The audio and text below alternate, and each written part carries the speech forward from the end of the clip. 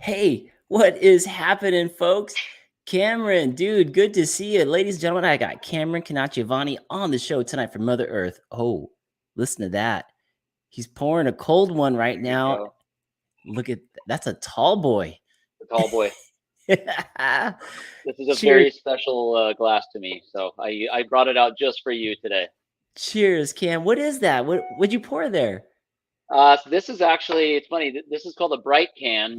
Shoot, the virtual background's messing it up. But basically, it's just an unlabeled can, Uh-huh. and these are like for the end of the canning run when we're worried about the quality of like the dregs. Basically, anything that doesn't make the cut ends up in these, and they go to employees and whatnot. So we basically got like a shelf of unmarked beer, and we know what it is based on the date on the bottom. But this is actually a brand new hazy IPA that we just released. There is Ooh. there is actual can art for it, but I just don't have it in front of me right now. So, but this is called, it's a tongue twister, synaptic plasticity, and it's S- really delicious. So cheers.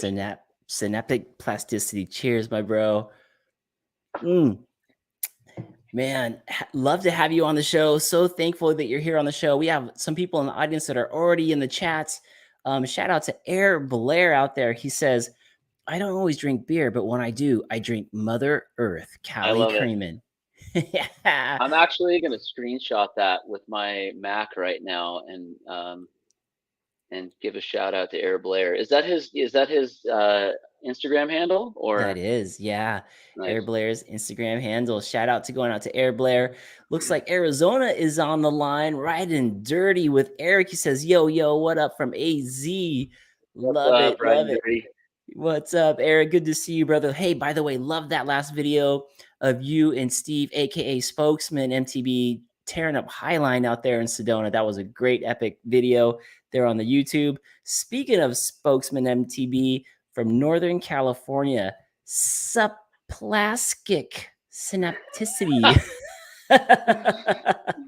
There's going to be a lot of mispronunciations of that beer name. I can tell you that right now. We should have put like the phonetic dictionary pronunciation on the front of the can. I love it. I love it. Nothing like having a couple brews on a Monday night, talking bikes and brews with Cam. Cam is part owner of the company Mother Earth Brewing Company. If you haven't had a chance to look at them, take a look at them, give them a Google. But for sure, you've heard of some of their beers. One of my favorites is Cali Cream. It actually is my favorite Cali Cream, and I actually have some right here. Mother Earth Brew Company, Cali Creamin' is right there. My father-in-law, he actually turned me on to this stuff. So shout out to Mike Edwards who taught me about this, and I haven't looked back ever since. Holy cow. Cam, we got New Zealand on the line. Octodad, MTB, Yes. Marty Richards. What's up, MTB nerds? It's a YT YT party, party. baby. Love it, love it. So, dude, Cam, when you and I talked about getting you on the show, just for folks who know, YT brought Cam and I together. YT had a trash pickup day. It was basically like help clear the trails, It's an and Earth Day event. Yeah. yeah, it was an Earth Day event, and I was out there picking up trash on the trails, and I ran into Cam and one of your buddies, and Cam and I just started like talking and chatting and picking up trash together on the trails. And we found this crazy, what was that thing? Like a 1940s ice maker machine or Hmm. something crazy like that? Yeah, it had been there ever since I've been writing there. It was just like a, yeah, some old, oh, it was like an ice maker that was just lying there, and it was like a graveyard for this thing. God Yeah. knows how long it had been there. Right. So if you guys all know the trails out there, when you're dropping in from like jump line and you're taking that left over into sloppy seconds, right when you're about ready to jump down into right next to the power lines, off to the left there was this crazy ice machine that was been stuck in the dirt there. And Cam and I and one of Cam's buddies, we kind of dug it out of the side of the trail there and was able to get it down. The boys from YT were able to get the side by side over there and clean it up. But man, that thing looked like it needed to be in a museum for Yeah. sure. Yeah, and big shout out to everyone who came out that day, by the way. That was a great event. Always get big support from YT, especially when it comes to philanthropic stuff like that. Everyone invests a lot of time. So yeah, and thanks to you, Mark, too. That was great. Oh yeah, man, that was fun. It was great because like once you pick up all that trash, You basically take it over to the section where they're all picking it up in the YT trucks and everything and hauling it out to the trash cans. But it was cool to see the tent there because it was full of these big trash plastic bags from all of us local riders or riders who've traveled in for it to clean up the trail. So it was a cool way to spend Earth Day, which was really really fun. We got man, we got people from all over. So we have New Zealand on the line, Northern California, Arizona, and I just saw this guy pop in. Boise, Idaho was here. There we go. Yeah, Burrell Bikes. Did you get it to work again? They wanted to know. Oh, the ice machine. Yeah. Burrell Bikes. Hey, you know what? I was actually just out I went to Idaho on a mountain biking trip for my 40th birthday. It was epic with my buddies. Shout out to my crew, Real MTB, Ryan, Marcus, Julio, Ian, Paul. What's up, boys? Yeah. Yeah, What's we up? went out there. We romped it in Idaho, and it was incredible. For anyone on the show, if you haven't ridden in Idaho, it's pretty special. Whereabouts were you guys in Idaho? So we actually have a second production facility just outside of Boise in a town called Nampa, and but my folks live out there and they're in Eagle, so we went out there and stayed with them and rode the area. So it's a suburb basically of Boise. Oh, sweet. Yeah, Christian over there at Burrell Bikes. I'm sure he's seen that spot. I'm sure he has demo bikes on those trails out there. That is cool. I feel like I keep seeing amazing mountain bike footage coming out of Boise as well as I think they got a couple really killer bike parks out there, don't they? they have so they have a really cool public bike park called Eagle Bike Park. That it's amazing that it's just free and open to the public. It's like seriously, you ride this place and it is the best use of public money I have ever seen in my life, and it's maintained by like pros. The condition of these trails is unbelievable. Um, and then yeah, there's also a lot of natural riding in the area because Boise and the greater Treasure Valley sits at the base of a huge set of foothills. And so Bogus Basin, which is like the peak of that mountain right there, is at something like, and don't kill me, guys from Idaho, if I'm butchering this, but I want to say it's at about 8,000, 8,500 feet elevation, something Okay. like Oh, that. So wow. it's like being at Bear. Dang. Um, but what's cool is that unlike Bear, at the bottom of Bear is Redlands, but at the bottom of Bogus Basin is downtown Boise. So you can literally ride from Whoa. 8,000 feet down into the valley to our brewery. That sounds like an epic ride that we Yeah, have to do. shuttle. Yeah, everybody on this There's a podcast. shuttle service. Yeah, there's a shuttle service that'll take us up there, man. We should plan it. That would be amazing. That would be amazing. Dude, we got just looking at the chats here.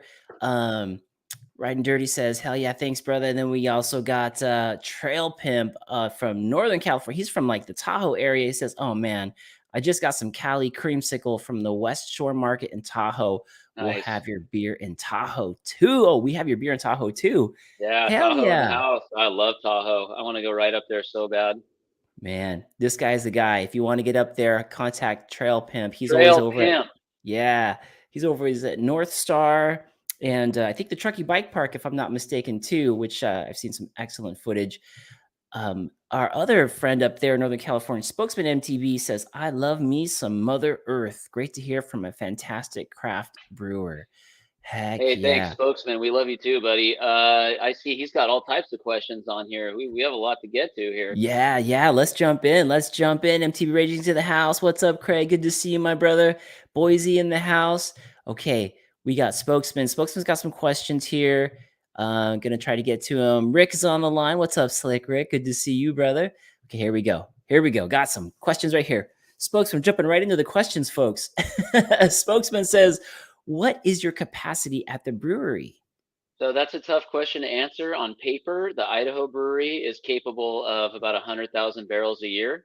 And for anyone that doesn't know that's on this cast, a U.S. barrel is 31 gallons. So when you buy a Oh, half barrel of beer, which is a full size keg, that's 15 and a half gallons, um, which is often confusing to some people. They're like, wait, it's a full size keg. That's a half barrel. So 100,000 barrels would be annual production when you hear that figure. But it's dependent on a lot of things. It depends on the size of your brew house. It depends on your distribution, how much you can move. and how much you can ferment too. I mean, you can brew until you're blue in the face. I mean, if you bought a system large enough, you could just brew all day, but you got to have a place to put it. I mean, you're storing. You've got dry storage with empty kegs and barrels and all this type of stuff, cans. And so you got to have a place to, you just need a constant flow of beer. People got to be pulling it off the shelf faster than you can make it, basically. So Gotcha. So your capacity, it's depending, but as of now, there's enough Mother Earth for us to go get. You were saying about 100. How many barrels? 100,000 barrels per year out of just the Idaho facility, and that would be what like we're capable of given the size of the building and the equipment that we have. We don't produce that much. Gotcha. That's a lot. I mean that's like breweries like oh gosh, and this is public information, so I'm just going to pull this out of my butt right now. But let's say New Belgium, for example, Hmm. they I don't know, they might even do 250,000 barrels a year. I have no idea, but Wow.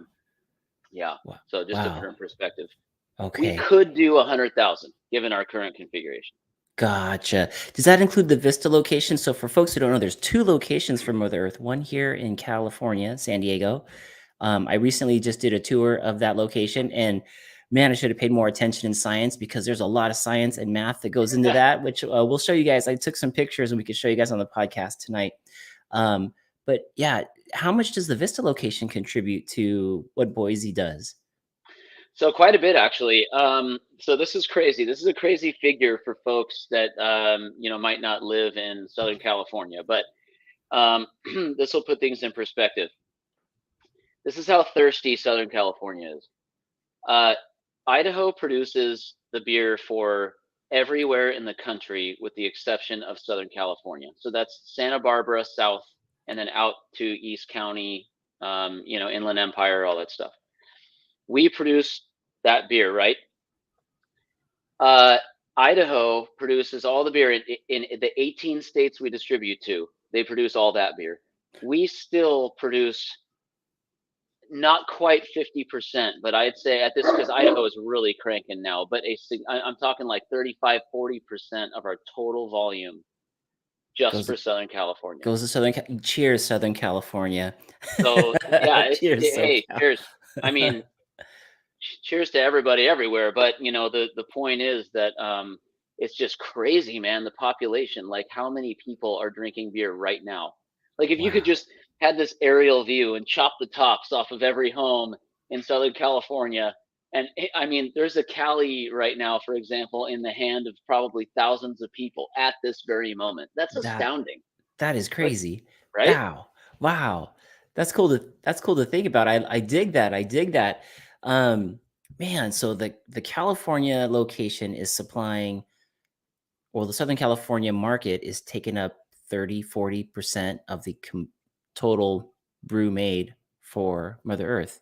Man. I mean, again, plus or minus, like there's that, you know, things fluctuate, but I'm just saying it's a lot. It's a lot. Yeah. So, Dang, that's cool. That's cool. Question here from Spokesman as well. He says, "Who designs your labels?" In parentheses, awesome. good question. So, our year-round labels, like the ones you see at Albertsons, Ralph's, places like that, right? Um, well, and independent liquor stores. So this beer is all over the place. That we have a graphic artist that we've worked with for a long time that does every time we release a new beer. He creates one for us that looks like all the others. This uniform, right? But then, like with the Project X series, we find artists to do custom labels. So that's a rotating hazy IPA. It comes out every 60 days.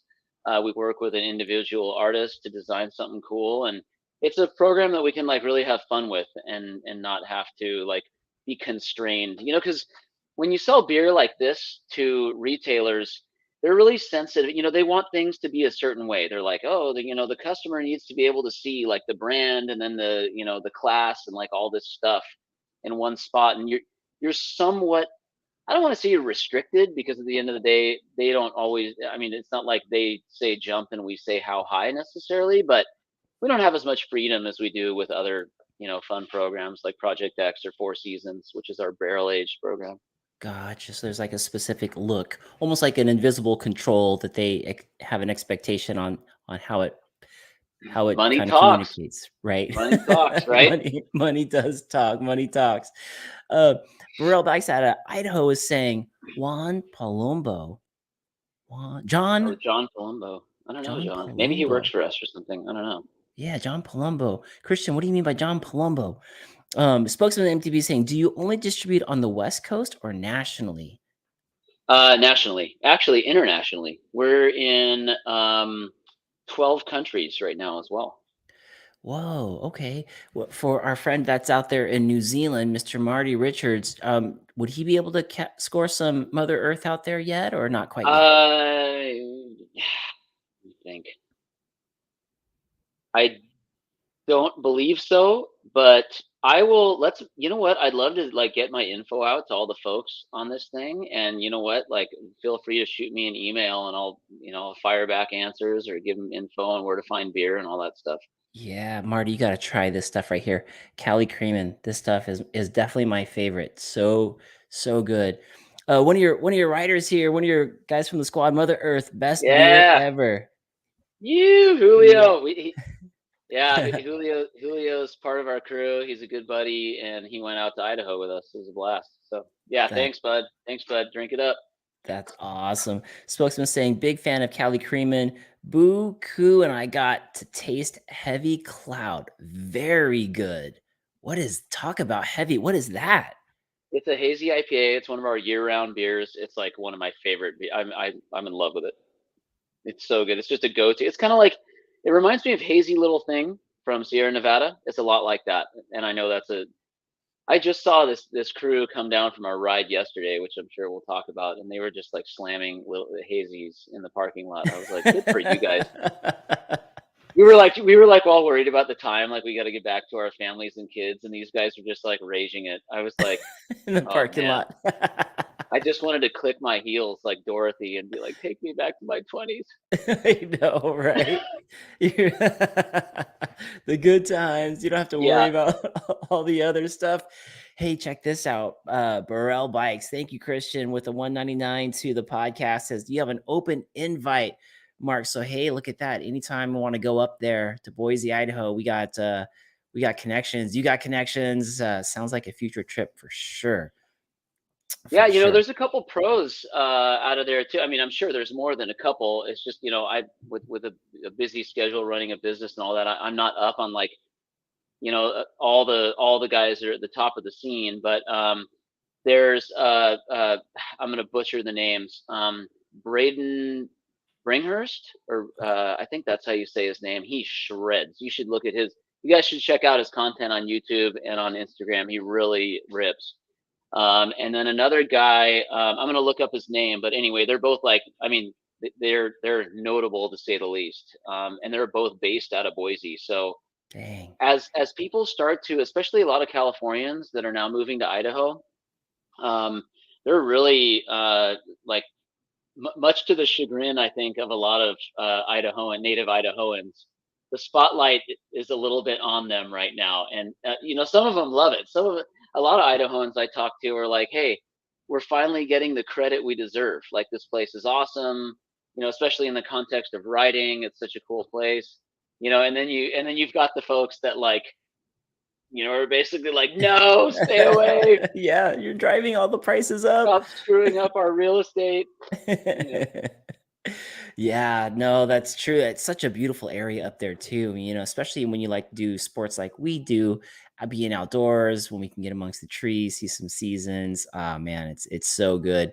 I love this comment right here. Spokesman saying, been brewing for about 7 years. Best hobby ever, except for MTB. It's it's so true. It's crazy because like there's peanut butter and jelly, there's hot dogs and mustard, there's bacon and eggs, and for whatever reason, there's there's bikes and mountain beer. biking Yeah, and cold beer after. totally.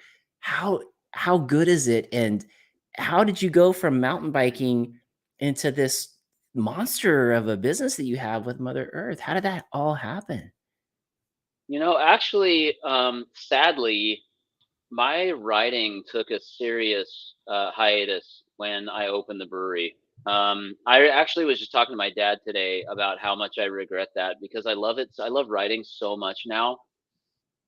And it's just a bummer that I really missed out on like 10 years of like, because I'm 40 now and I stopped. So I started writing when I was like, I don't know, this was 2003. So I would have been what, like in my early 20s or something like that. And,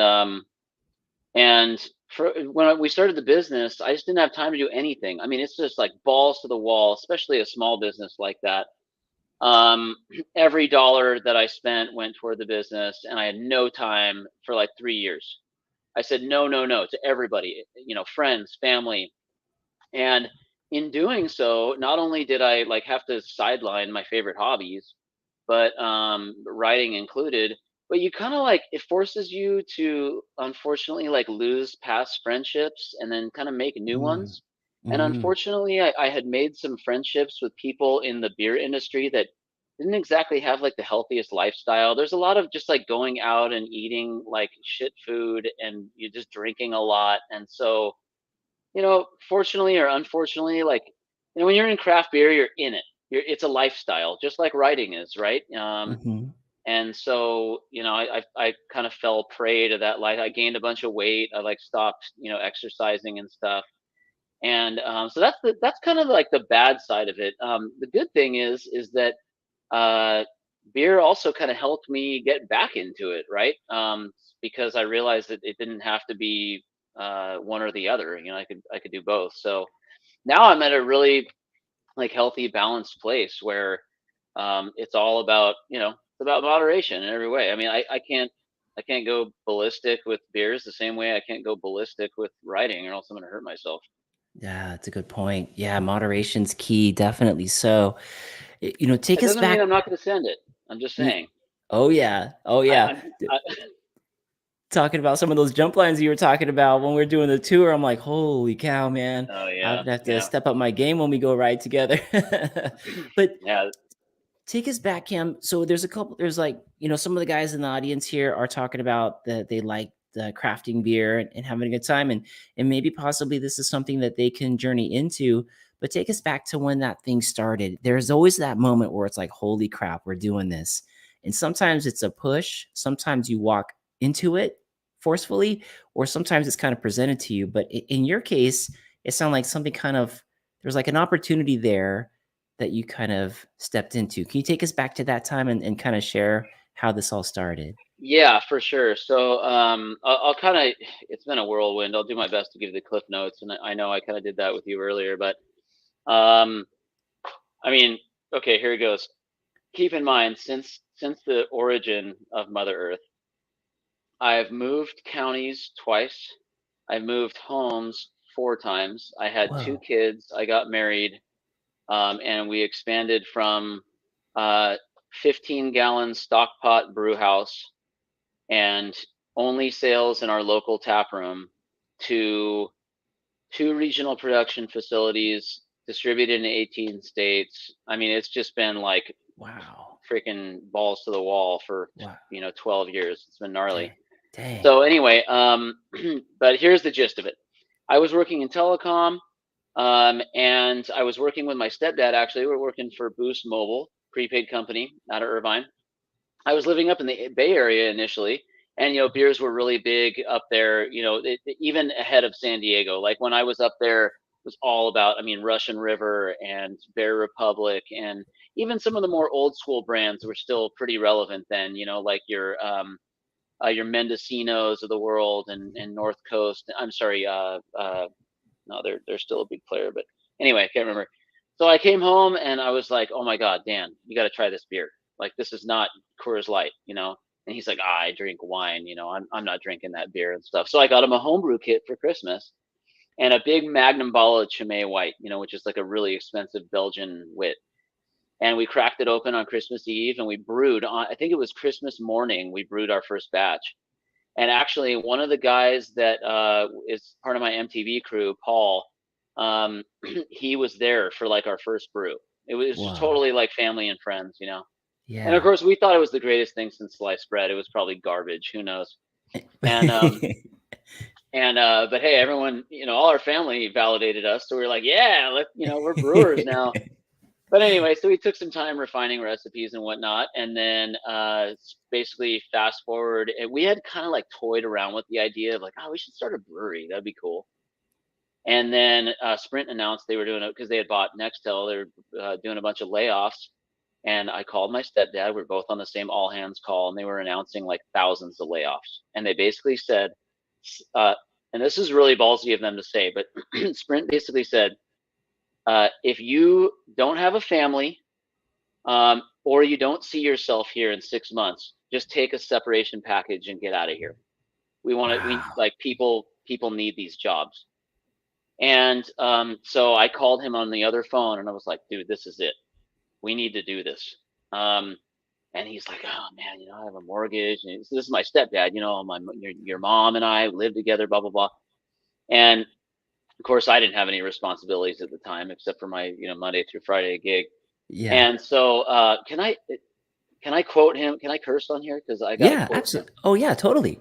So he says, he's quiet for a minute, and then he goes, fuck it, we're doing it. Damn, that's the moment. That was the moment. Like literally a decision that led to all this came from like just a spontaneous, like it was just him saying, fuck it, let's do it. And he didn't do it right away. He had to work both jobs for a little bit, but I literally marched into my boss's office and said, I'm out, I'm starting a brewery. And she looked at me like, you don't have a college degree, you're making 70 grand a year with a 401k, and you're just going to walk away and start a brewery? She Oh, was she like, didn't.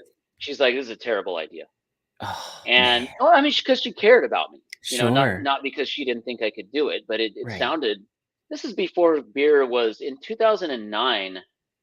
Beer isn't what it was now. It was still a big deal, but it's not like a household institution like it is now, Yeah, true. So, Okay. I Yeah. mean, she thought I was just like crazy. And so, yeah, I mean, and then it just blew up, man. I mean, it was like the first day we opened, there were like 200 people in there. And I'm going, Wow. wow, well, that escalated quickly. Do you remember? So for Mother Earth, from that moment when he said, "Let's do this," Cheers. and cheers. Oh yeah, here we go. When he said, "Let's do this," and you guys started production, what was the very, very first beer that you guys created, or did you create a variety up front, or did you stick with one at first? Here goes some ASMR for everybody watching the podcast right now. Here we go. Ready? Oh, yeah. And There we go. can't forget this part. It totally is, by the way. I just found out what that was, by the way.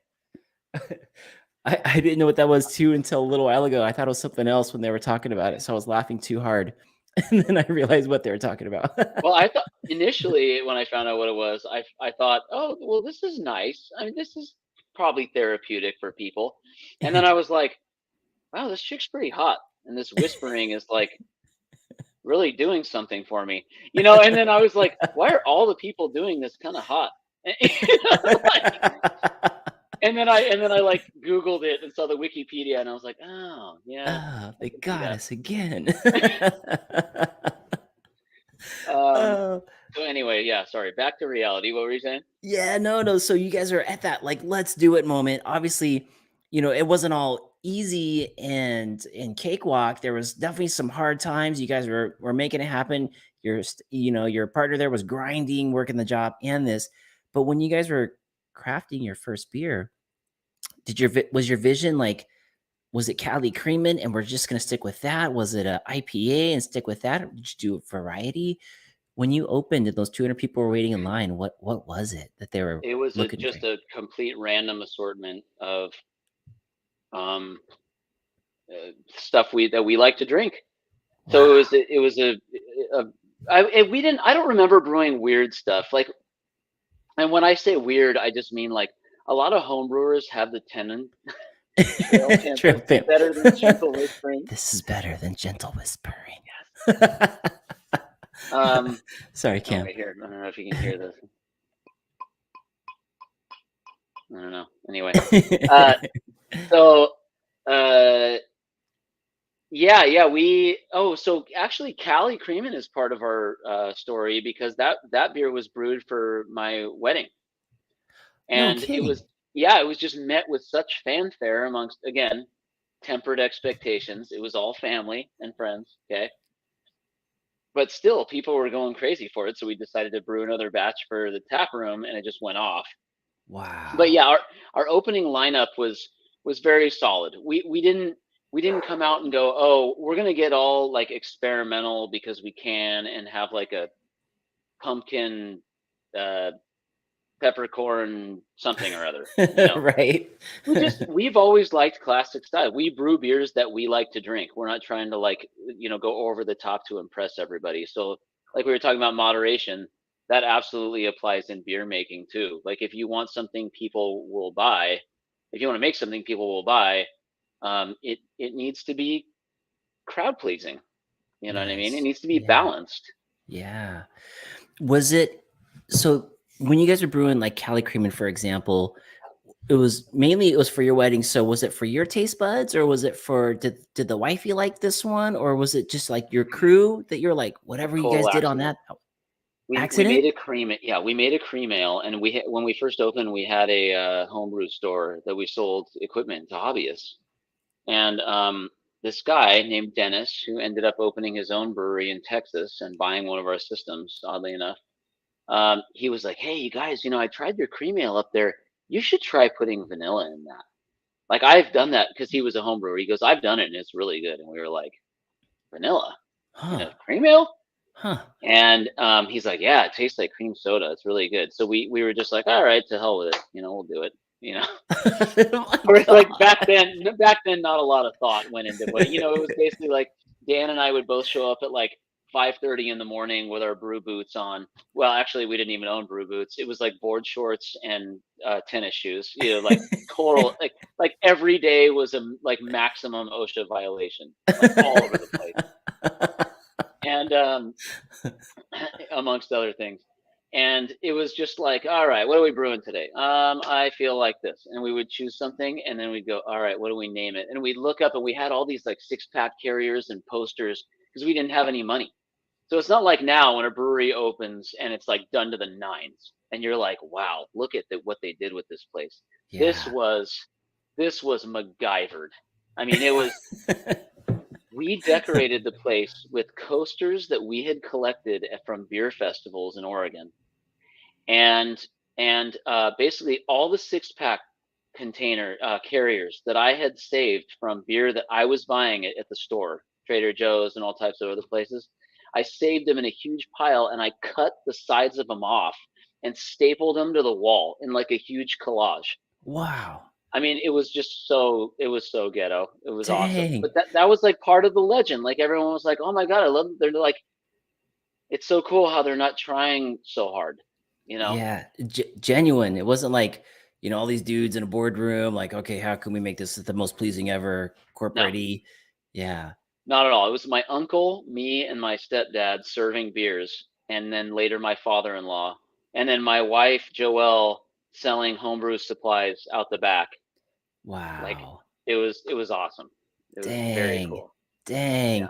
So you guys have come a long way and based on the tour, like enjoying it, having a good time. I mean, I think you guys had that whole building that we were at.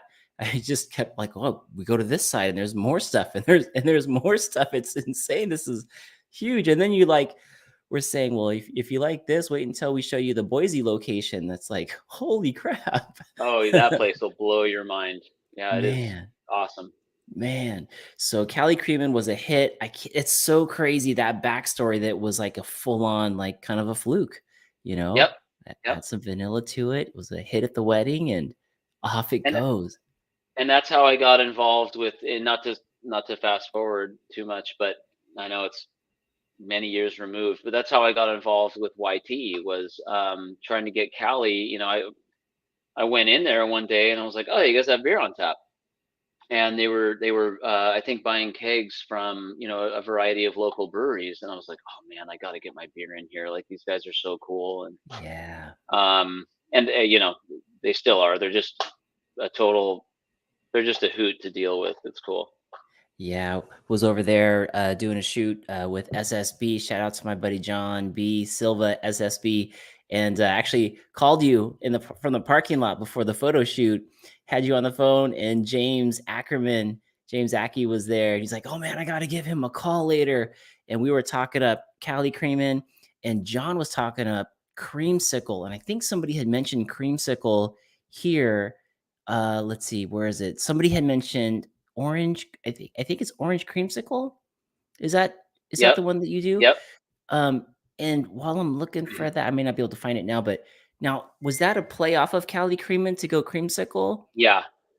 Yeah, Okay. exactly.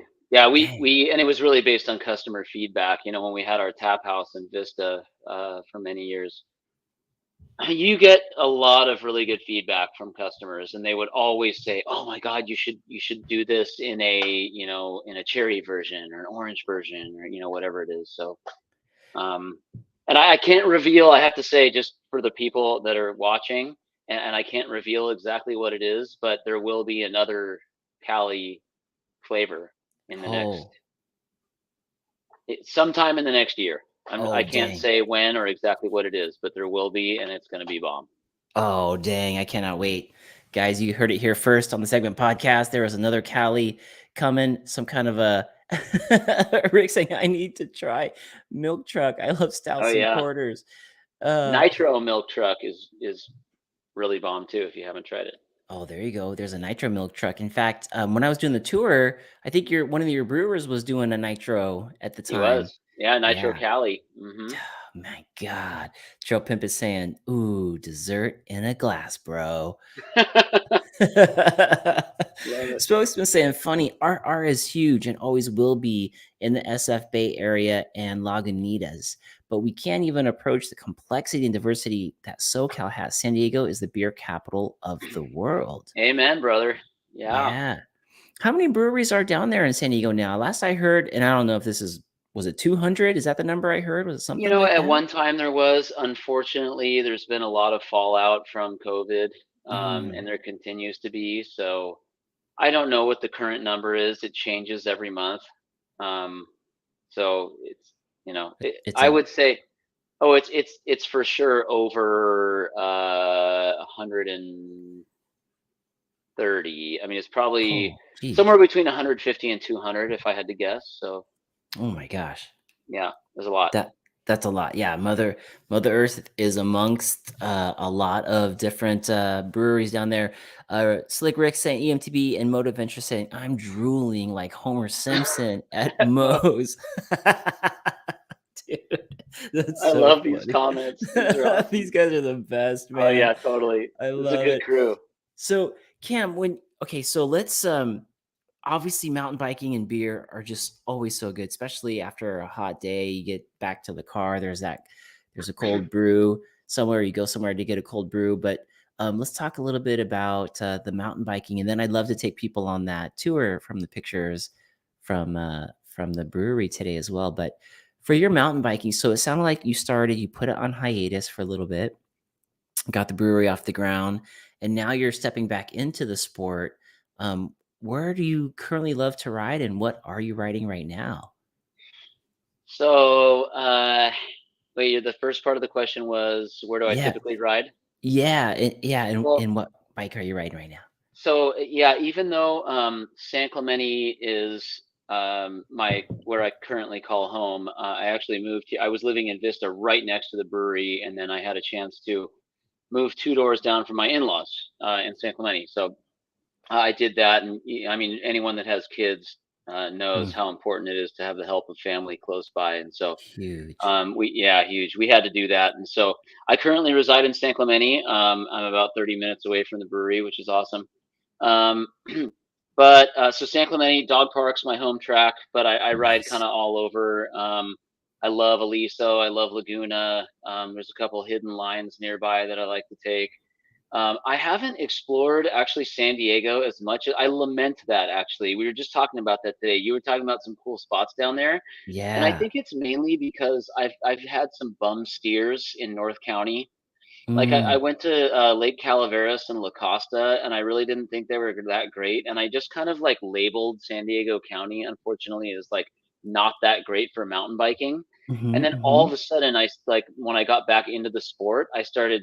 Of course, that was before like social media was big, so I wasn't seeing like, and there was no trail forks. There was no like you had to go to like Rock and Road Cyclery and buy one of those like floating vinyl maps. Remember those? It was called like Yeah. Oliver's Maps, and it was like a ninefold like illustrated map of mountain It biking trails. was like trail forks on paper. Yeah, yeah, totally. And it was like a waterproof map. But now I see so much rad stuff from down there, and I do want to spend some more time there. So yeah, those are typically my spots. I love going up to Mammoth. I'm Oh, um, yeah, it's just the promised land. I mean, that place dude. is. If there's anybody, if there's one takeaway from this podcast, for everyone listening, is you need to book a trip to Mammoth like ASAP. It is, Yes. it is like the motherland. Dude, it's Um, so big. There's so so big. many trails. I mean, what is it? How many 80 miles or something crazy? Something Yeah, silly? They have and it's the so lifts, the reasonable. gondola. It's so Yes. reasonable. Like Yeah. last year, I went last August, and it was they had a special. It was like 2 days for $75. Yeah. It's That's ridiculous. crazy.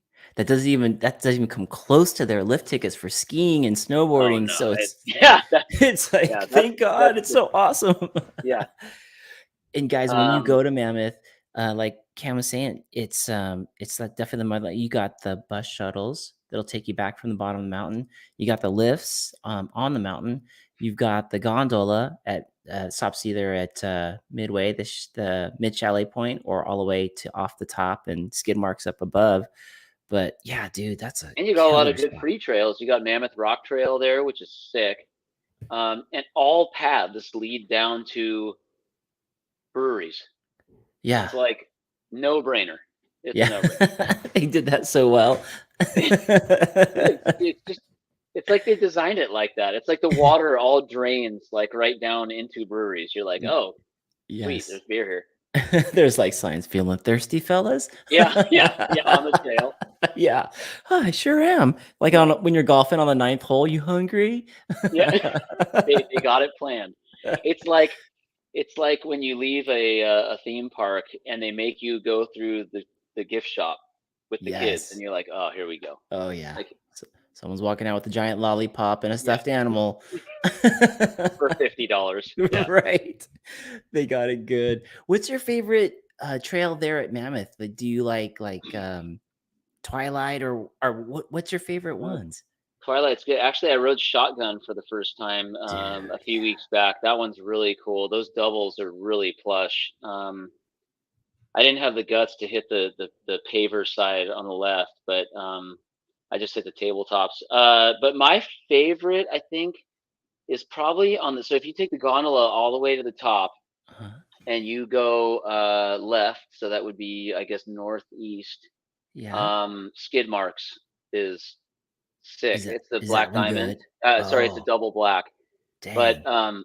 for reasons that are way different than like 10 ply and summit, like it's really rocky.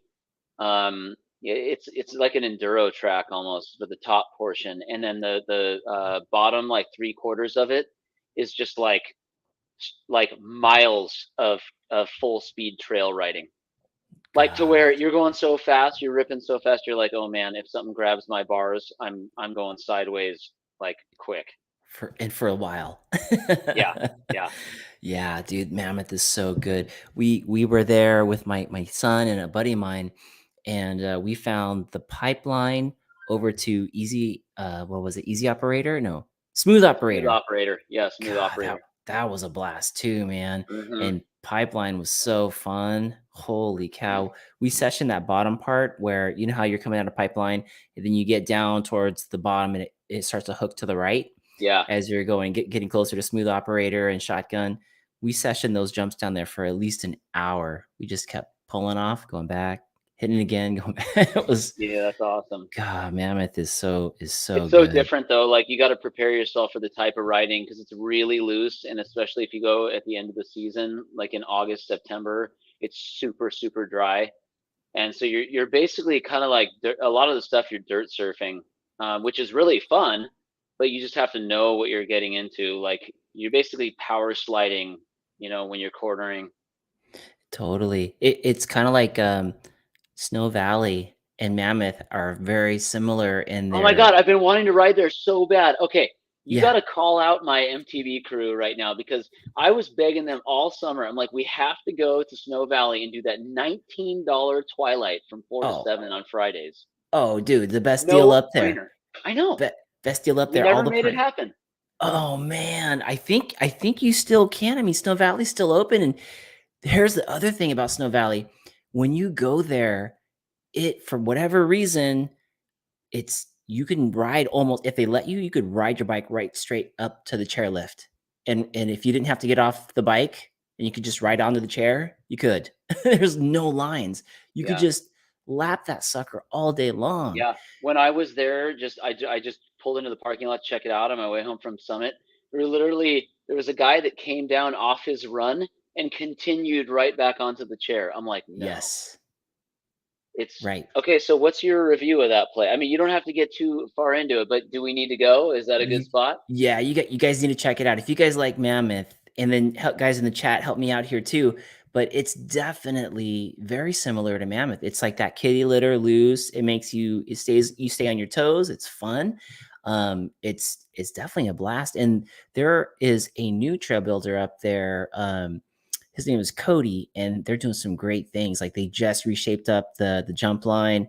They just put in a new slalom track there, which is super fun. Trail Pimp from Northern California saying Snow Valley is my favorite SoCal bike park. Get drifty. Wow.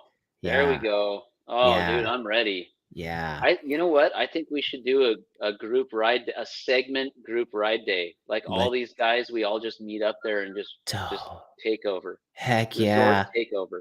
heck yeah. Let's do it, you guys. And then I'll bring the beer.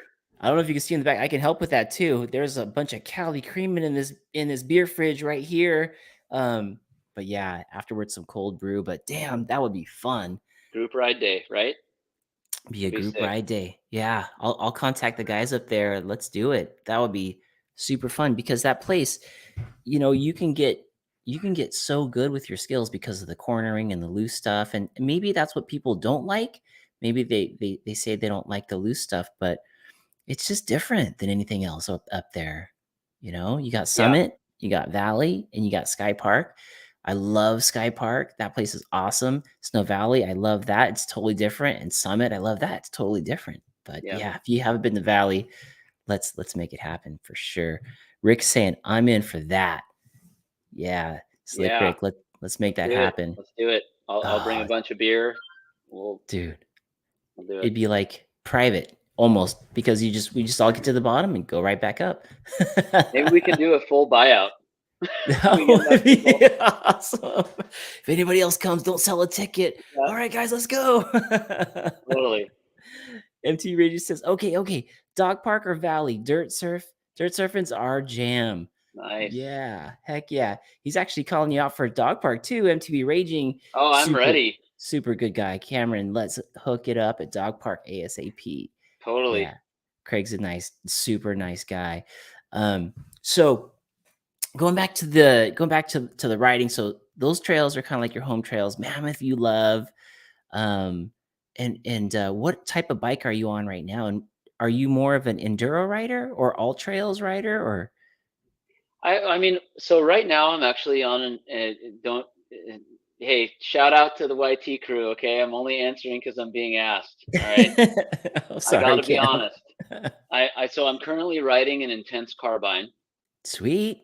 but only because I built it before I met the YT crew, and I just haven't made my transition yet, right? Yeah, But I mean that bike's not even a year old, right? no, no. Well, it's an 18 frame, but during I built it in May of 2021. Okay, So yeah. that was like the heat of like the parts and like bike shortage, right?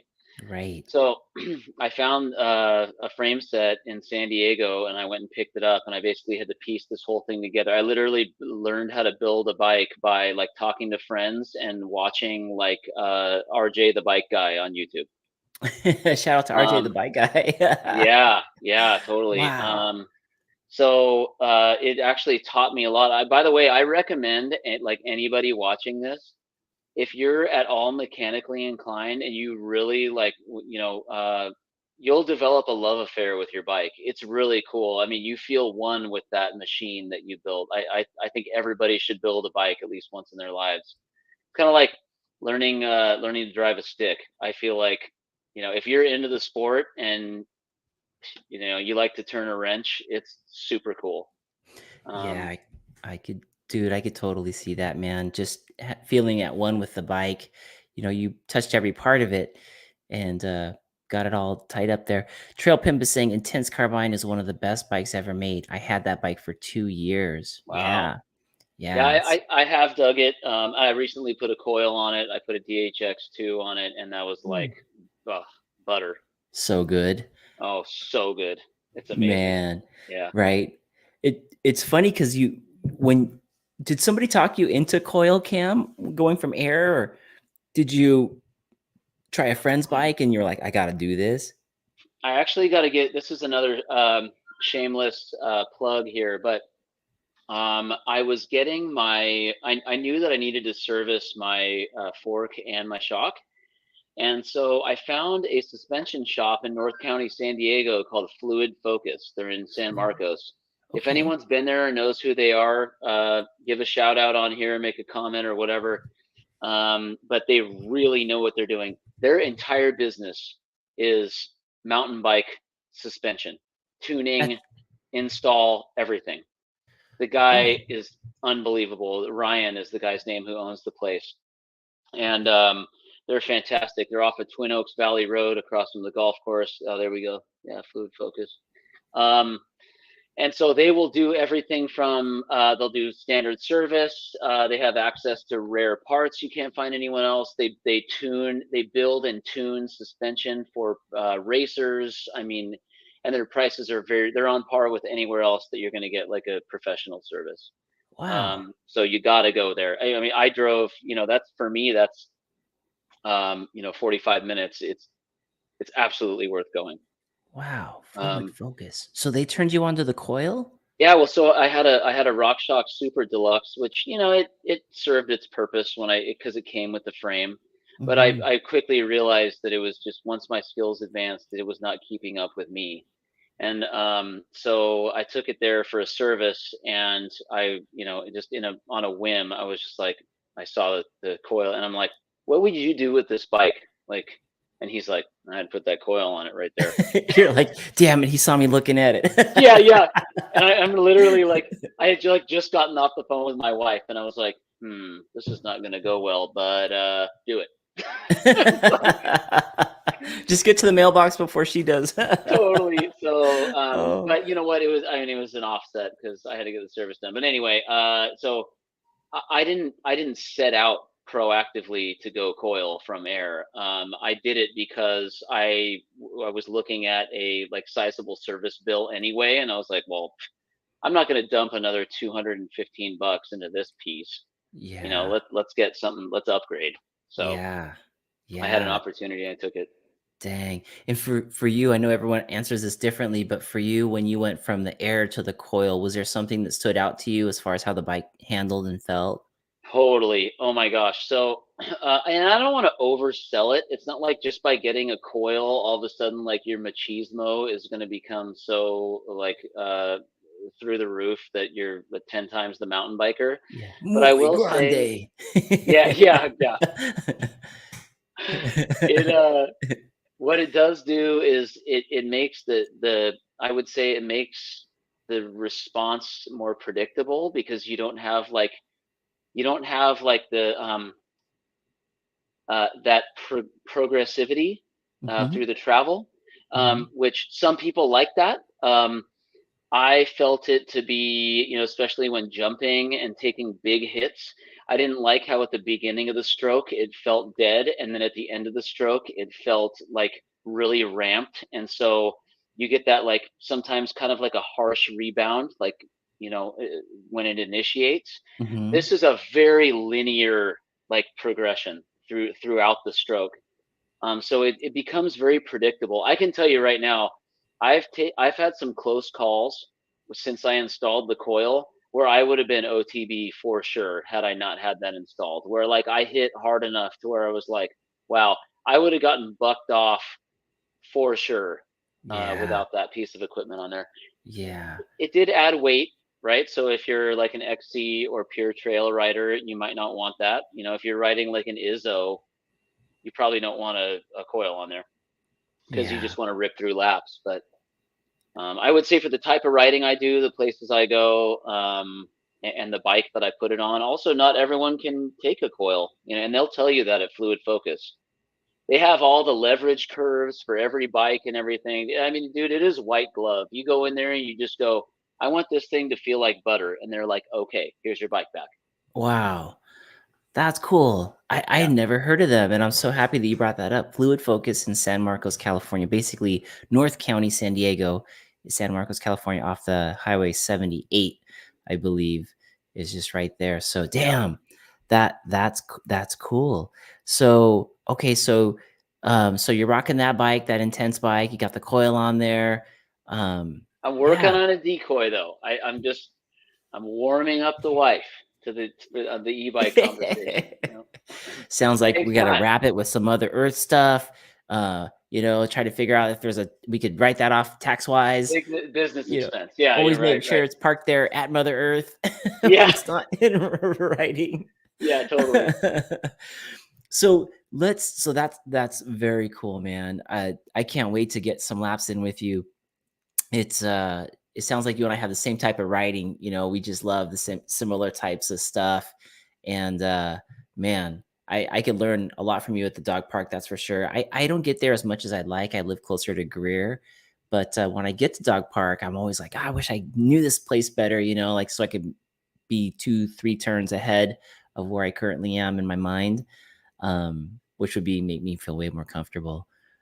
Yeah, that place, it is, we are so lucky to have that here because it is so well maintained. And it's got so much variety. It's so fun. I do wish there was a little bit more enduro there. Like, man, if we could bring in like a helicopter with like a super sack full of like gigantic boulders and build some like legit rock features. I mean, there's some, right? Like up on Car Crash and stuff. There's that one rock garden that you kind of got to roll, but it's really a jump focused place. So for anyone here, if you haven't been to dog park and you want to learn to jump or at least get better at jumping, you should go there. I mean, it'll Yeah. it'll up your jump game fast if you spend some time there. Oh yeah, and it's so nice. Those jump lines are so nice. They're Oh, they're close to the better. parking, but close to your car if you need water or whatever. You got what's it called? It's the main jump line, and then you got the one to the left of it, which is Beer run uh or intervention or intervention. Yeah, yeah, intervention beer run. Hammer time, I think, is right there. that's new. Which Yeah, that was got some big ones on it in the y- beginning. yeah, I think it's jump two on that one that I like because you're kind of alongside the road. You hit one, and then two kind of turns a little bit to the right. It's almost like a tiny hip, but you feel pretty weightless, which is nice. Um, Oh, Raging Greer, Sin, Greer, he's saying, yeah, yeah. We were talking yeah. about that earlier. So unfortunately, I think Greer is going to go away due to some land management stuff and development, right? Well, luckily, yeah. So luckily, there was a company who had bought that place. It was just sitting on it, but the city didn't know how well it was used by all of us mountain bikers. But when they had their big city meetings, a ton of us were able to show up and have our voices heard, and it was like a crash course in how to communicate with the city as well as having the developer hear our voices. So there was enough of us to get involved that they had to have a couple meetings around it. And in the end, what is going to be done is what it looks like is that only 20% of those trails will be affected, is where we left off at with the city and the developer. So they're going to save 80%. Oh, 20% is gonna be changed, but that is way better than just having the whole place wiped out, which is thank goodness.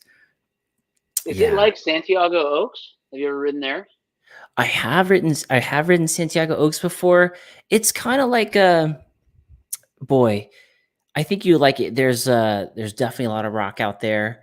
There's a variety of trails out there. You can have like the fun ones like Double D, and then you can go as extreme as a trail called TMBDH that they have that is just steep and rocky with gap jumps and everything you want, man. It's a adrenaline out there. Adrenaline.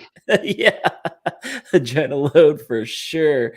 Um, Vale, yeah. yeah, Rick saying Vale, that place is fun too. And dude, those guys are digging. So the folks who so the rumor is that one of the trail builders of Greer, one of the godfathers of Greer who helped build out Greer, was hired to help build out Vale. And the cool thing about Vale is that they have all this land already. They got the water trucks, they got all the tractors. They don't have to do it in secrecy.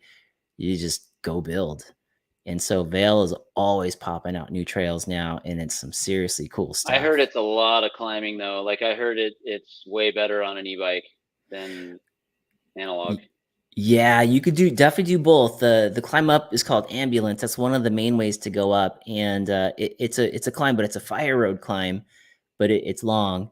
So yeah, you can get a couple laps in, but long climb, good descent. But once you do transfer over to the dark side, or if you get an e-bike in your The quiver, dark side, yeah. it is smiles for miles for sure, for sure. I like how you say quit in your quiver. Like I aspire to have a quiver of bikes at some point in my life, right? Yeah.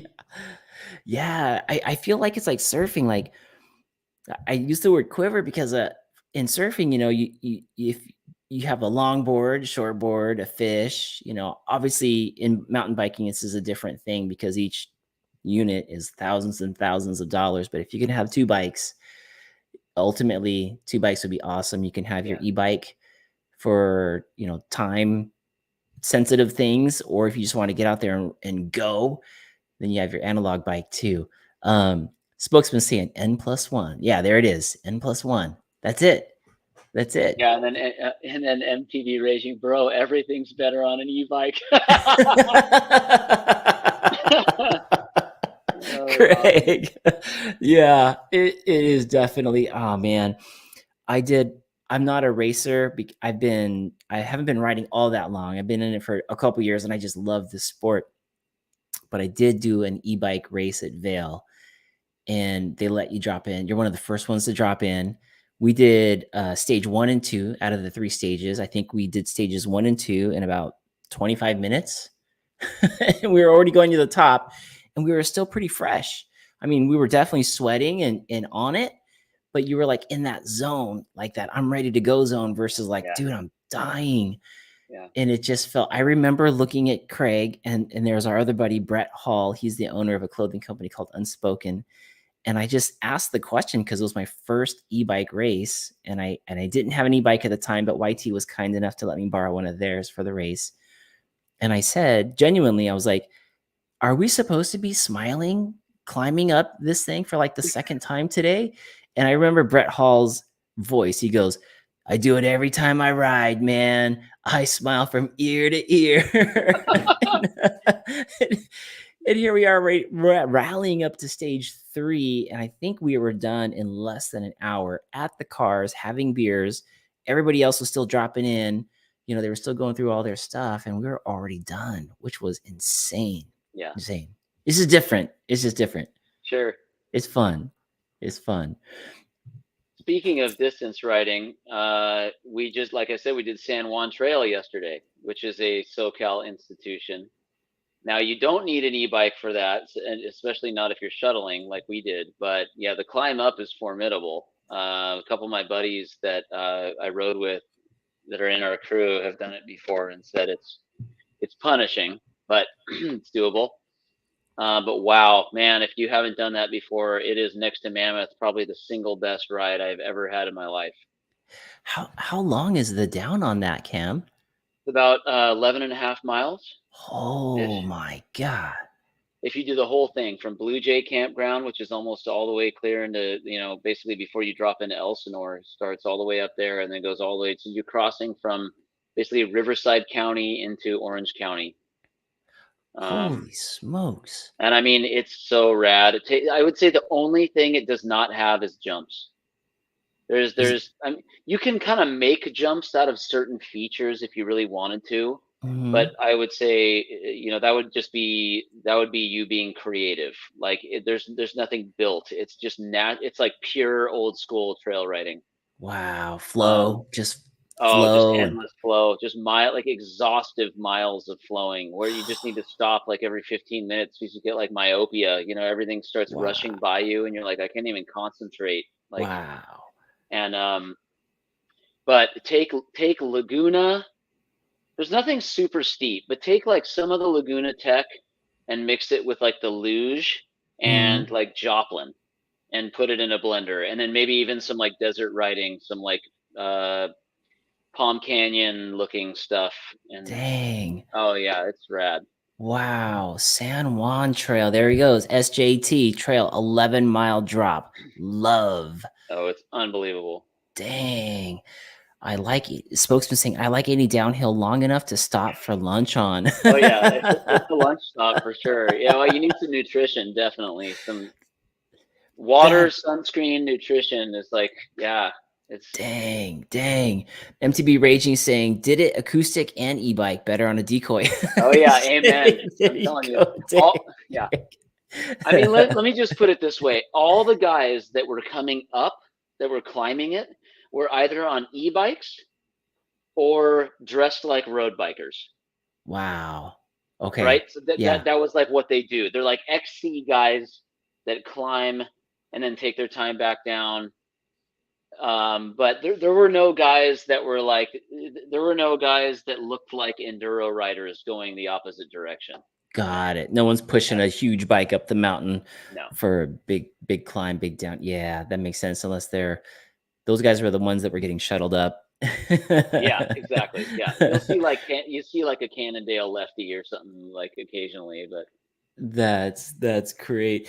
So Cam, I can't believe we're already at an hour. I want to make sure that I get to the brew company part for the folks that are here yeah, and I'm folks listening. pull that up, and I'm gonna Yeah. grab one more beer because Yeah. I'm dry. So I'm going to pull this up, you guys. So basically, what we're going to show you next is how some of this brew was made. And I'm sure some of you who already like do home brewing for a hobby kind of know this, but dude, there was so much stuff that went into this. I was truly amazed on how much goes through here. So this is a couple pictures of the tour that I took of Mother Earth Brew Company, and Cam's going to kind of share with us how some of this stuff is made. So Cam, I'm just gonna, while you pour that brew, I'm gonna go ahead. There we go. Oh, did you guys hear that? That's a freshie right there. That's a freshie. Imagine you just got done writing. Let's go Sedona. We're in our minds. We're in Sedona. It's hot. We just did Highline with, let's go with Spokesman. We were with Spokesman on Highline as well as Riding Dirty. We get back to the car. It's hot. But in your cooler, there is cold Mother Earth brew. And that's what just popped right there. So good. Delicious. Delicious. So now let's open our eyes, and we are now here at the brewery. So Cam, take us through what we're seeing here, and then I'll pause it wherever you want me to on this sucker. So there is basically the label, and what is that Oh stuff? yeah, so this is actually at the very start of the brew. These are bags of specialty malt. And I don't know if you're able to, yeah. So actually, above those bags are two huge silos that hold base malt, which is like two-row malted barley, right? We get it from all over the world, but this stuff is actually is domestic, and it gets crushed up. And what you see there in that photo, that's a crushed up kernel of barley in my hand. See that little like gold looking nugget on the right hand side? Well, that's Mhm. excuse me, that's the center of the barley kernel, and that's what contains the starches that when we soak them in hot water, get converted to sugars as fuel for the yeast. And so Mm. basically we soak that in hot water, and times, obviously a lot of that stuff goes in there, thousands of pounds actually. And then we have equipment that, and you can, if you go to the next photo, you can see, yeah, there's the silos. So it gets augered out of those silos up into the mill. And then it goes over to the brew house. Yeah, there we go. Yeah, so then it gets dropped into there, and at the bottom of this tank, there's a false bottom. So there's basically like a slotted screen. And so as the stuff falls in, it gets mixed with hot water, and it turns into like a porridge. And we separate the wort, which is unfermented beer. So it's essentially like barley tea, right? So it's very, when it first mixes with the water, there's no sugar in it. It's just starchy. But after, at a certain temperature, after about 30 minutes, enzymes convert the starches to sugars. And so then we move it from this vessel over to the boil kettle. And that's the boil kettle, and it's steam jacketed. So you can see those like crescent shaped jackets there. There's basically condensed steam that's circulating through there, and that's what causes the wort to boil. And then we add hops in here, and as it's boiling, the hops create bitterness.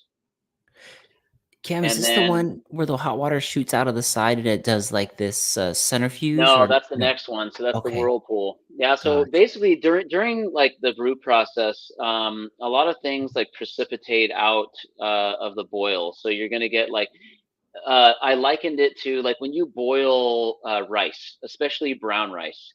You get at the very top of the center of the pot where that you're boiling the rice in, you get that like kind of nasty, foamy, almost like jacuzzi water, like body oil weirdness Mhm, sometimes. Like mhm. that's basically, imagine that like on this scale. There's a ton of nasty stuff that ends up in the boil kettle. Well, we want to get that out, right? So we move it over to the whirlpool, and then we, through a pump, we suck it out and spin it, and it basically collects all the solids in the bottom.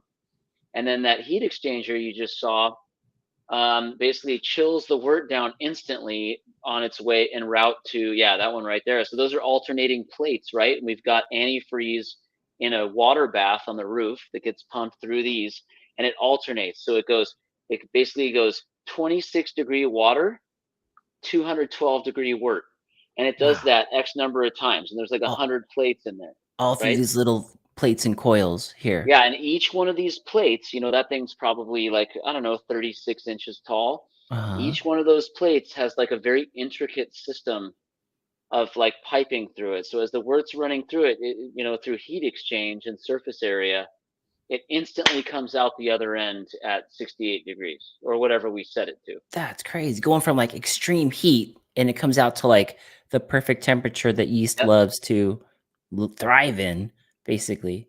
Yep. And then we send it over to those conical fermenters and we inject it with yeast. And that's where the magic happens. So I don't know. Did you grab a photo or a video of the that batch of Cali fermenting where it was bubbling in the bucket? Ooh, I don't think I did. No. That's Let's okay. maybe. Was it I mean, there's some people with Cali right there. so if you were able to see inside these fermenters, I mean, it would be like a bar fight. I mean, it is just like crazy. In fact, for all the home brewers, I know someone said that they like to brew here. You probably ferment in a carboy, right? Which is like a glass jug that's 5 gallons, 6.5 gallons. If you look in there, I mean, it is like World War III in there. I mean, the yeast is just attacking all the sugar, and it's like a vortex. Wow. It's like a dogfight. It's crazy. And that's not done by any mechanical there's nothing stirring that up. That's just all yeast Fermentation. doing its thing. That's basically a function of fermentation. It's just a violent like process. It's just Wow. gnarly. So all that stuff is happening right now. We're looking at one of the areas where the yeast and the sugars are, and it looks like an upside down bullet, I guess, for the lack of a better term. But for what I remember you saying is that a lot of there's like three things that happened in this process, right? So there's like friction, there's stuff from the yeast, and there's just basically stuff that runs down into this little pointed part of this cylinder. but the good stuff is all up here, right? And then you were saying there's something that protrudes inside and is able to just take out the good stuff Yeah, so from the inside. there's like an arm that like juts out into the center of the column of beer, so that we're able to extract like the good parts and leave all the nasty stuff in that cone there. Dang. Yeah, there you go. Cone. That's the word. I've had too many Cali Cremins, folks. I could not think of the word cone. It's a good Monday. It's a good Monday. And if you were to see, I didn't get a picture of it, but if you were to go across this aisle, there's basically these cylinders that look like this without the cone part because you don't need that cone anymore to collect some of that stuff you don't want. And it's just all the pure good stuff. And that's what you were talking about where that one was We were bubbling. nitrogenating, yeah, we were Yes. injecting nitrogen and CO2 into that beer to make Ye Cali Nitro. Yeah. Oh my god, that's amazing. That's amazing. And then, so when it goes from here, it goes to the next spot, and then I found that oh, maybe I did get a little bit of it. Here's one of the cylinders right here, but you can't There see you the go. bucket below. No, but you can see on the right bottom right there, so that's a nitrogen cylinder, and we're basically injecting it through the um my brain's not working. Diffusion stone. Yeah. Yeah, and you were telling me was that the diffusion that you showed me that was that bar that Yeah, it's had basically a bar with like just millions of tiny holes in it. yeah, and you were saying that all that creates those little bubbles that is able to like stay in there long enough to do its job versus if you were just to put a bunch of air or nitrogen in there without that the bubbles would be so big they would just rise to the top. Totally. Yep. Dang, dang. And then this is crazy, the kegs. So when we were talking about the kegs, if you see in this picture, there's all these kegs back here, and just that whole process blew my mind because that's like not even part of the brewing part, but it's a big piece of the business part. Yeah, so it's actually this photo like doesn't even do it justice. Like the trucks all showed up and like cleared out all our beer this morning. So it's like Yeah. this is You're like the like, why is it so saddest photo. I why know is why it is so it so empty? empty? Um, but yeah, it's oh, and I just saw Spokesman interview use stones for aeration. Yes, when we aerate, and Yes. what he's referring to is when you're chilling the wort from the whirlpool through the heat exchanger to the fermenter. Yeast needs oxygen to multiply, right? And so when you first like inoculate the wort, it's in an aerobic state. So we now we're talking bikes, right? We're talking like aerobic versus anaerobic Yeah, exercise. And right. so it's the same thing. The yeast starts out aerobic, and then at some point in the absence of oxygen, it becomes anaerobic. And so it's looking for a different source of energy, of fuel, and so that's I think what Spokesman MTB is referring to. Yeah, we do use an air stone in our when we knock out too with oxygen. Wow. Man, I had no idea that so many steps went into this. And then what you guys don't see, I didn't grab a picture of it, but it basically goes from that section where the nitrogen was being injected in there, and then it actually gets pumped into another room where a lot of the stuff was like that was kind of like the final spot right before it went into Yep. the kegs. And Yeah, yeah, there was this that's crazy where thing we called the package. octopus or something that you fill up all the kegs with. Yeah, it's basically a like if anyone's ever rented a party keg or whatever, and you've got the American style coupler that you have to slam down and like twist onto the keg.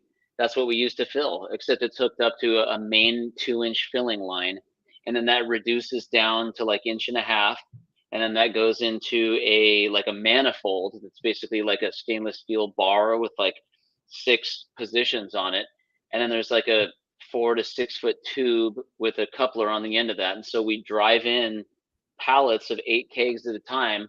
You pull that cap off and you basically just slam those things on there. Boom, boom, boom.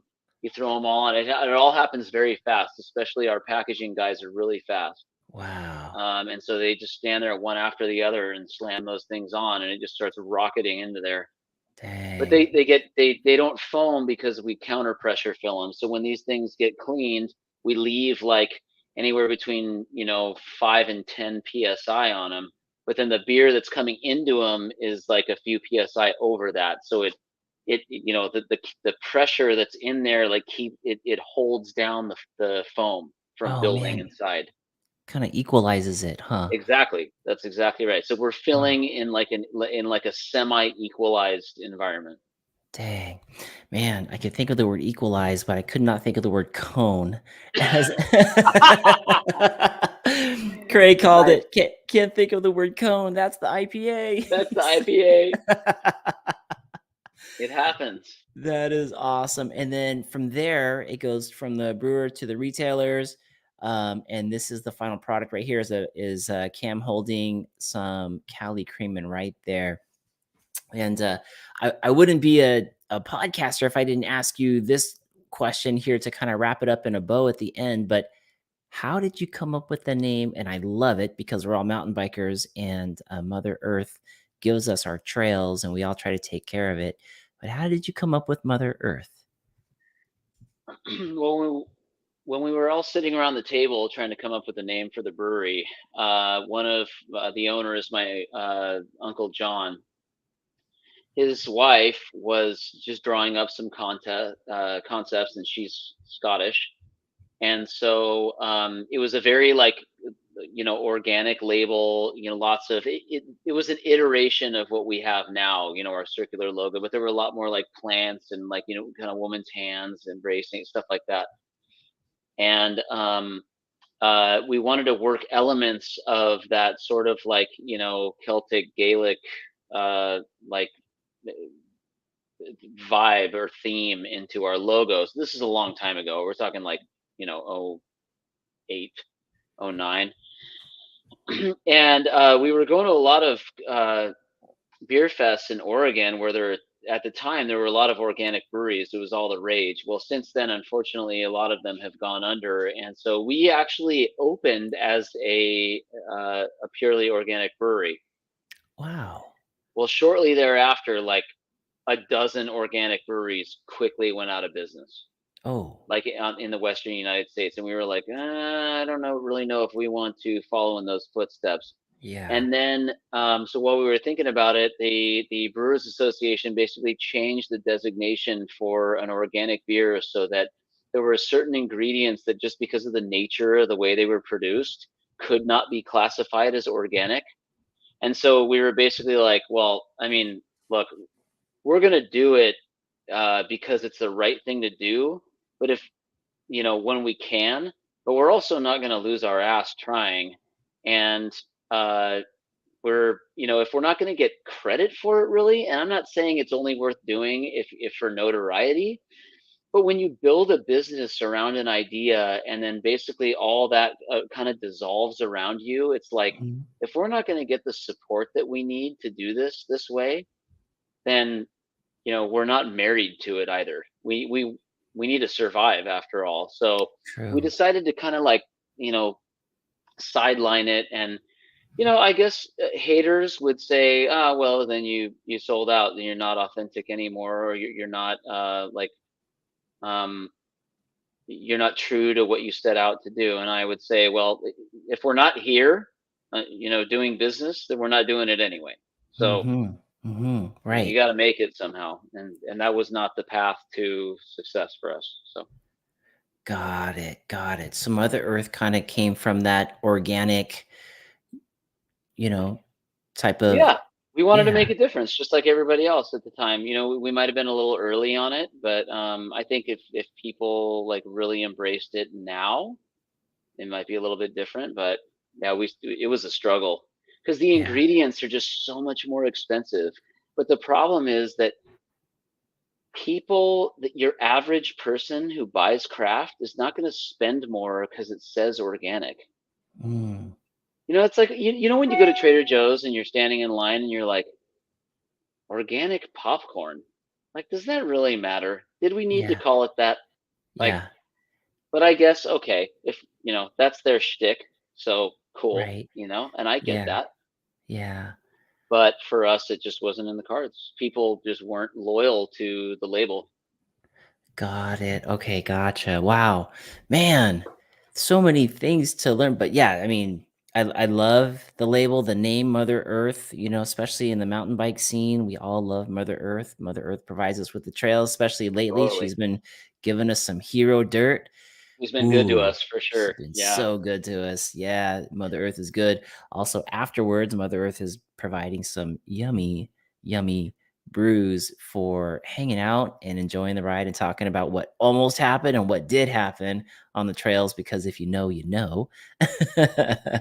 MTB Raging here is saying, Irish pride, don't down talk it. He's got the strength and No, arms no, there. not at all. Yeah, not at all, baby. Yeah. Yeah. Aaron, go brag. Trail I Pip see is, a Persian name. It is. It is. Yeah. yeah? That's interesting that you noticed that. Yeah, totally. Yeah. Kamron is my real name, but Dang, there you go. Yeah, yeah, in Trail fact, like Pimp. here, I got to show off the Persian prayer, Vanya Kod. Oh, yeah, look at that. Wow. Dang. You recognize that if you seen Farsi bit. Wow. That's dope. That's dope. Trail Pimp saying, I'm Persian Yeah. too. Yeah. See, you might not be able to tell because I'm half Irish, but if you saw the profile, the bridge of the nose, that's where it comes from, right there. That's the giveaway. Giveaway. Cam. Spokesman saying thanks to Mother Earth in the segment for a fantastic interview with a great brewer. Now go ride a bike and drink a great beer. Heck yeah. Did I you pay love him it. for that outro or what? Yeah, yeah, no, that was a perfect outro. Spokesman, that was a perfect outro. Cam, is there anything about Mother Earth or writing that we didn't get in before we wrap up the show? Man, I'm always down to talk bikes and beer. Um, and yeah, I would love to get together with some of these guys and do a ride. I'd love to do a group ride day for sure. Really appreciate you having me on. Like, this has been awesome. Again, shout out to YT for all their support, both locally and to Mother Earth. And yeah, hey, if everyone watching would just visit our website, you can find our beer near you. We have a beer finder that uses the Google Maps engine. You can go to findmotherearthbrewing.com, or you can just go to our website and at the top right, click that little pin drop icon. You Okay. can enter your zip and you can filter by brand. So you can look, it'll tell you exactly where you can find our beer. And so that's the best place to go for all things. Yeah, there you go, right there. And then top right, click on the uh, little pin. Oh, that's the new one. That's the one I was drinking. Synaptic plasticity. Hazy Yeah. IPA. Ooh, look at the graphics on that baby. Oh, it's so good. Wow. Go Find a check beer that out. near you. Yeah, let's do it. Let's find a beer real quick. Let's since we had a ton of people from Boise, Idaho, we had Idaho in the house a lot. Oh yeah, Idaho is in the Arizona. house. I'm stoked on that. Yeah, I let's love go. Idaho. Let's go Cali Creamin'. Any business type within oh, it's looking for a zip code. I don't know a zip code in Idaho. Do you have a zip code? Idaho zip Yeah, code? yeah, 83687. And Eight do three 687. yeah, and then do like 20 miles so we get like all of the Let's pan out. Let's pan out real quick. Holy cow, look at all those hits. yeah, we got Idaho on lockdown. Dude, there is Mother Earth in Idaho for sure. I'll tell you what, Good I know we talked a lot gravy. about like the SoCal beer scene and SoCal writing and stuff, and because I live here, obviously that's just the way it went. But man, Idaho, the beer scene there is really strong. They're a passionate people there. They love their writing, they love their beer. I got big love for Idaho. So Yeah. Yeah, I gotta get out there, man. I definitely gotta get out there. Rick's saying Tom's Farms here in Corona has plenty. So awesome, awesome. Mother Earth is out there. Check him out at Mother Earth Brew Company.com or Mother Earth Brew Co.com to get onto that website. Also, tell folks where they could find you on the Instagram and if there's any folks on the Facebook as well. yes, so we're on Instagram, Facebook, Twitter, TikTok. I have a YouTube page, but I don't have time to make content for it, so there's nothing going on over there. Uh, but yeah, the other platforms, absolutely. So definitely check us out at Mother Earth Brew Co. If you're on Twitter, at Mother Earth Brew Co. So BRCO. And that's the best place to get happenings locally and nationally. Nice. And And from the sorry, real Yes. quick. If you look Yes. us up, guys, don't be fooled. There is another Mother Earth in North Carolina that started roughly around the same time we did. If you Google us, you may hit them first. MotherEarthBrewing.com. If that is not. First of all, that's not us. Second of all, it's Okay. not the real Mother Earth. But that's a Got it. longer story that I will tell Got you when we do our group ride. Yeah, yeah. I actually found that when I was Googling. I was like, wait a minute, North Carolina, that's not right. So yeah, motherearthbrewco.com to find Cam and the Mother Earth beers that we've been talking about. Wonderful craft beers that will allow you to forget the word cone as you're podcasting, but just amazing, good stuff.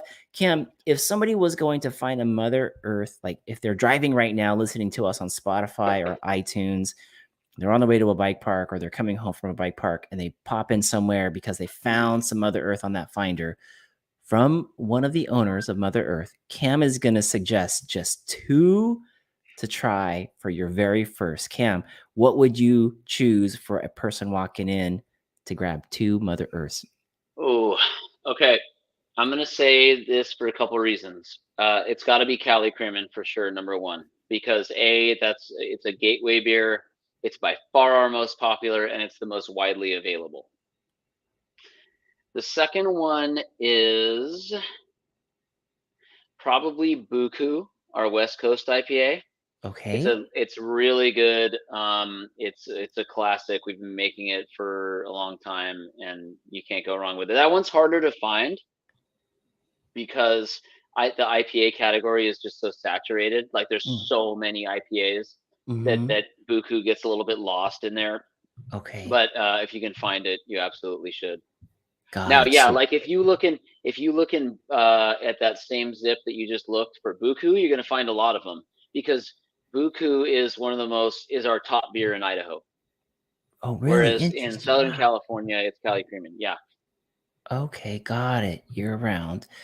Oh, here's some of the handles right there. Okay, so Buku. So listen, so folks, if you are popping into a place and you see Mother Earth from one of the owners of Mother Earth, he's saying try the Cali Creamin' as number one, and then try Buku number two, and you can find that right here, right there. India Pale Ale. Dang. Okay.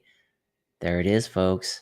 You got to give that a shot. Is that up on the screen there, Cam? Yep. Yep. Totally. Yeah. Yeah. Hot Diggity is a great beer too. Man, that double IPA is it's wicked.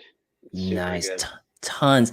And if you are riding and you are have one of these nice and cold in the car waiting for you, it is a great incentive to get that last lap in, get down to the car, and do what Spokesman says right here: drink reprehensibly.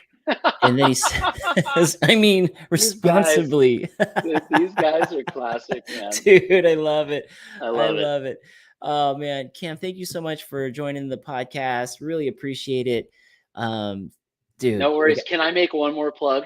absolutely. I I actually just recently started, so I don't know if anyone else is. I'm a closet metalhead, and I say closet because like I don't know, I can't tell my wife about it, and I've only got like 3 friends that listen to that kind of music. So but anyway, I started a weekly playlist release that's got all like the top picks in metal.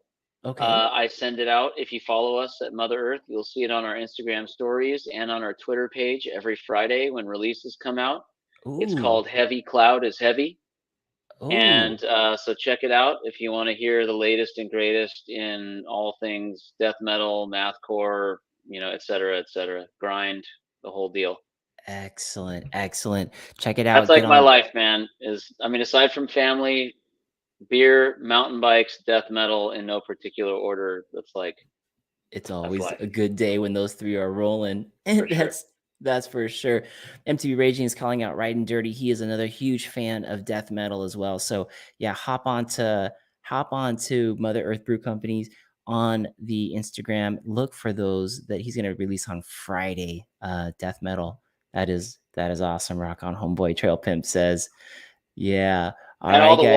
wall. That's why I love YT too, dude. They're always playing metal in the mill. So I'm like, oh, this Yeah. is like my people right here.